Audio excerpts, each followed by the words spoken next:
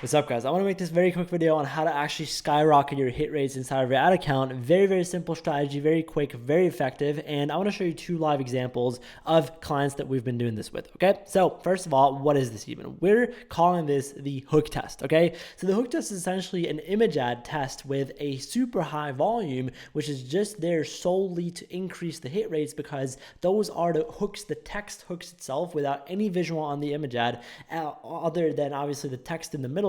That we're then going to obviously put on the actual ad. So the whole purpose of this is to test a bunch of different image ads one by one with only text in the middle, nothing but text. It's a white background, literally nothing but text in the middle. Spend like $2 to $3 each, test a bunch of these and actually just take the best CTR ones and put them on the actual ads. And this is the idea, and this actually works. And I want to show you 2 examples of why it worked or how it works. Okay, so let's say this one, right? Super simple example, CPMs were healthy. This was like a US test. As you can see here, didn't even spend out the full $2 each, but what we did realize definitely is we did have quite a few hitting the minimum 7% CTR mark. Now, another example right here, right? So as you can see here, even more metrics. We have a little bit higher, sometimes inflated CPMs, but that's completely fair because keep in mind, CPMs obviously, partly depend on if Facebook rewards you or punishes you to how well you can retain people on the platform with that ad. And so the thing is obviously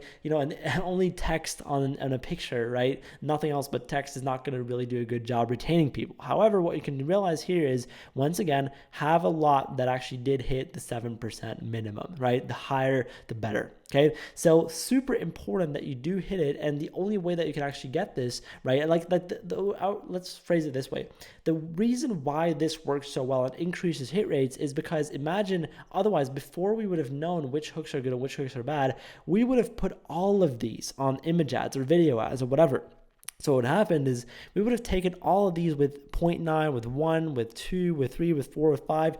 And so our hit rates overall would be a lot lower because we haven't isolated the most important metric. And the other way around, it's super important as well, because imagine you do test ads first without a hook test, and then what happens is it works. But why did it work? Okay, was it the headline? Was it the combination of headline and visual? Was it only the visual that carried? What exactly made it work? And if you don't know what made it work, you're also not going to know why other stuff exactly failed, because it could be the hook, it could be the visual. Let's say you do a hook test and then the actual ad, when you transition it into an ad, actually fails, then you know it has to be the visual because it can't be the hook. And this is the cool part that you learn. So you figure out what the actual winning variables are with this test, right? So how are we going to structure this, right? Very simple. I usually start with 30, an amount of 30 hooks, 3 avatars, meaning 10 hooks each avatar, right? This is just from a high impact test perspective of, making them as different from each other as possible.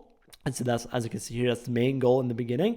I usually also like to have 2 different awareness stages when I test. So for example, you can have problem and solution aware, but in general, you want to focus on the awareness stages that, for yourself and for your customers where, you have the most customers at. Okay, so very, very powerful to keep in mind as well. Then we have, the different sentence structures that you got to keep in mind. So it's like question, statement, it's double questions, double statement, statement, question only, statement only, like these different types of sentences that you have to understand and implement. And the goal, once again, is that the hooks are as different from each other as possible, because we want to identify as many variables until the smallest details as possible. So for example, we want to find out which avatar, which awareness stage, which sentence structure, for example, statement only, has the best CTR, and then obviously which topic do we talk about, which desire, and all that kind of stuff. So make them, when you do 30 of these, as different from each other as possible.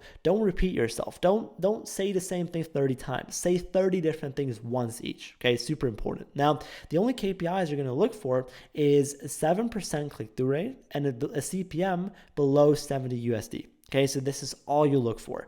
And the cool thing is, when you have some hooks that don't hit this, for example, let's say it's a CPM issue and you realize, okay, everything else is good, but it's just the CPM, then okay, there's something wrong with the type of person that I'm speaking to, right? So if it's above $70, what you learn from that is just, okay, let me either run an engagement campaign, some type of setup to get a lot of comments and to get the CPM down, or let me switch up the avatar, because even though there is a lot of demand, there's also a lot of competition, which would be super difficult for me to get around if I don't switch up the country or whatever.